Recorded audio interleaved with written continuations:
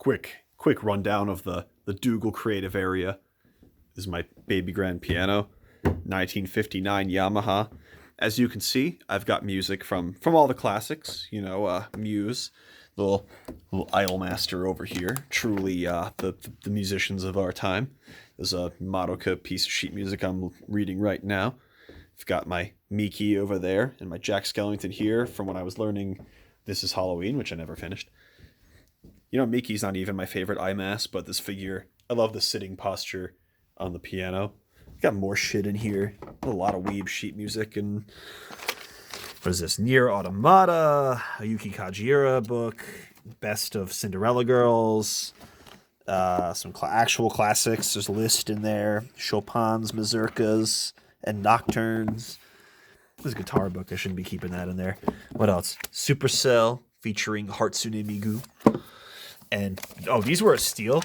These are two jazz lead sheet books that have, as the title implies, like pretty much all of the jazz standards, and I got them for $19 each. So if you ever want to play any jazz music, I've got that. Some band. There's the Supercell band score I have, as well as the piano sheets. I've got Kimi no Shiranai, Sayonara Memories, Listen, and You and I. Oh God, I should learn You and I and play it very softly and sadly and gently. But anyway, it's enough of that. And right behind my piano, I've got my manga collection, which if I can zoom out, I've been collecting this shit for so many years. Alphabetized, of course, by title, because I feel like manga is just better off alphabetized by title. Some highlights here: A Centaur's Life, super underrated, and you can usually find it for cheap. That manga is really cool. It's about, so at first they lure you in by making you think it's just another cutesy monster girl slice of life manga, but it's actually about what it's like to live in an authoritarian, liberal, progressive society where, wrongthink and discrimination are punishable by being sent to a re-education gulag and that kind of shit. Lots of really cool background details about the society in there. After Hours is fun, cool manga about a Yuri couple who are into DJing. Fun story. Ajin is good. At the Mountains of Madness, so there's this author named Go Tanabe who specializes in doing modernized manga adaptations of Lovecraft's works, and they're all really cool. Very Western, almost art style for a mangaka. You got the first two Berserk Big Boys. Beck, which is one of my favorite manga of all time. I'm only missing volumes 3 and 4 of the English release, and then I have the rest of it in Japanese. I was actually fortunate at Book Off. I found them for $1 a piece. Oh, the camera's not focusing, but they're $1 each. Although at least now the series is being finished in English on Comixology digitally. I've got Boku Girl, except for Volume 1, which grinds my gears, but whatever. Let's see. Defrag is great. DMC.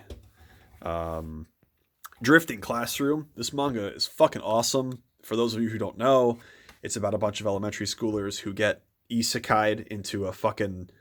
it's an entire school that just vanishes off the face of the earth and winds up in a horrible wasteland. And there's all kinds of shit in there, but it's exceptionally brutal. There's a chapter where they're dealing with a swarm of man-eating insects, and you literally watch children just get stripped to the bone. It's wild. Frank and Fran, Flowers of Evil. This manga is really good. I hope it gets an English release one day. Fuku o kiru nara konna funi. Or in English... Oh, I want the camera to focus on it because the art is really pretty here. Please, Mr. Camera. There we go. Kind of. It's just a manga about the basics of fashion. Basically, this guy is super fashion inept, has no idea how to dress himself, shows up for his class reunion in baggy jeans and an old ratty hoodie and feels like shit about it. So he approaches his younger sister who starts teaching him how to dress, and it's great. High Score Girl, I have the first 4 volumes in Japanese, but now it's coming out in English, so I'm going to buy it that way. Great fucking manga. Dumbbells, of course, beloved. I Am a Hero, which I have yet to purchase the last volume of. My Junji Ito collection. I'm trying to, like, what's my favorite Ito? It's hard to say. Um, I don't know. It's too hard. Kaiji, Laid Back Camp. This is Kudo. Kudo was super popular on a long time ago. It's about a girl and this cat, which, as you can imagine from the way it looks, is not really a cat. It's like a monster inhabiting a cat's body, and it's got this cool like monster story where like the monsters are these things that like suck the color out of people, and they can't get within like roads that are drawn in salt, so people have to like stay on the road, and anybody who wanders off the road usually gets ganked by beasts. It's cool. Land Illustrious, Laid Back Camp, Gundam The Origin, Monster Musume, my collection of haphazardly strewn bookmarks. What else we got? Murcielago. This is another like criminally underrated manga. Just a super cool, hyper stylized action story with the occasional drippings of horror and Lovecraft influence. The Lovecraft influence is usually more of like just funny little references. Like they'll throw in like a theme park where the mascot is a Shoggoth or whatever. Cute as fuck. Oh, not cute as fuck. I was thinking of Mushroom Girls when I said that, which is cute as fuck. But pretty fucking badass. Murcielago, go read it. Gauko, the Homura all the Madoka spin-offs that I like. Oriko is pretty good. I like the take on like I'm gonna kill Madoka to save the world because she's gonna become a terrible witch. Homura Tamura. So this is a 3-volume gag comedy written and drawn by Afro, who is the same guy that does Yudu Camp. So it's a Madoka parody by the Yudu Camp author. Really good. Portis is good. It's a short collection of horror stories. Let's see. Read or Die. Read or Die has always been a series that I've liked a lot. People who have powers over various objects and things, and the main character is a bibliomaniac who loves paper, and she can control paper, which is good. School Live, good manga. Honda-san. This is one of the only Western graphic novels I have. I think it's pretty good. I think Brian Lee O'Malley is the guy that did Scott Pilgrim. I really don't like Scott Pilgrim, but I like this one more. It's about a girl who like finds these magic mushrooms, and every time she eats one, she can go back in time and like redo a memory or encounter. And of course, like she winds up abusing the fuck out of this, and it sends her life out of control.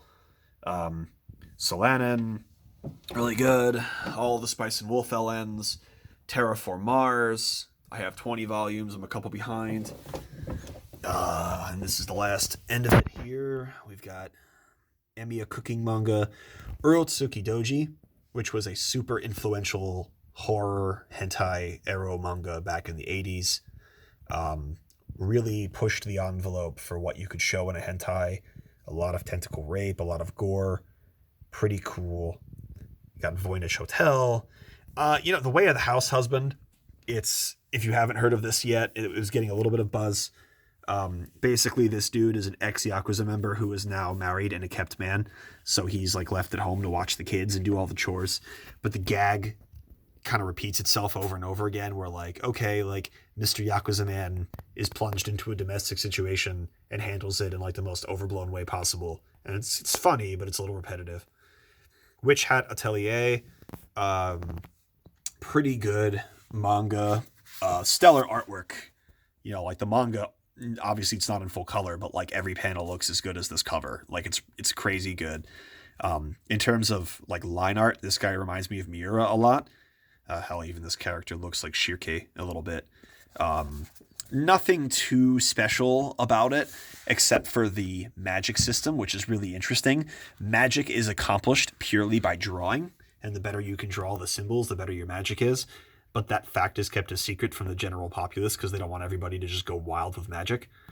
These are the first 5 Japanese volumes of Yokohama Kaidashi Kiko.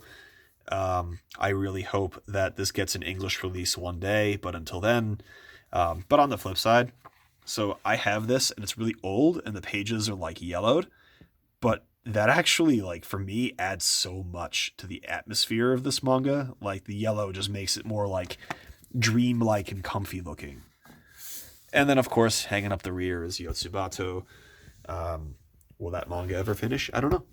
Other than that, I've got some miscellaneous knickknacks here. A Japari art dojin. This is not Arrow. It's just like some fan art. Some other mugs and shit. This Sonical mug has tits. It's great. And then a bunch of other miscellaneous shit. Yeah, so this is where I hang out and read and play piano a lot. I don't know why I was compelled to make this video, but I was.